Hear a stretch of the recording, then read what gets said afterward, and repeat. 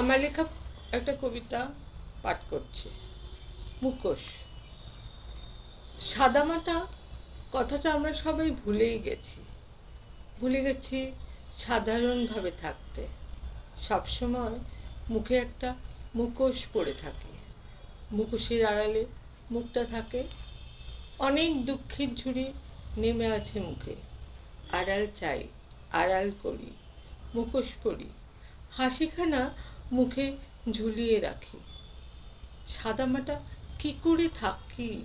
সবাই আকাশ ছোঁয়া গল্প করে, সবাই চাঁদকে ধরে হাতের মুঠোয়। আমি কেন থাকবো মাটির কাছে? আমারও যে ইচ্ছা করে চাঁদ না হলে দুটো তারা হাতের মুঠোয় ধরি। মাটির গন্ধে অনেক ভালোবাসা থাকে, অনেক শান্তি থাকে।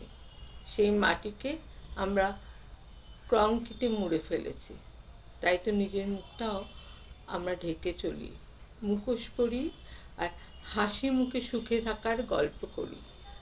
সাধারণ থাকতে আমরা ভুলে গেছি সবাই, নিজের সঙ্গে নিজেই ছলনা করি।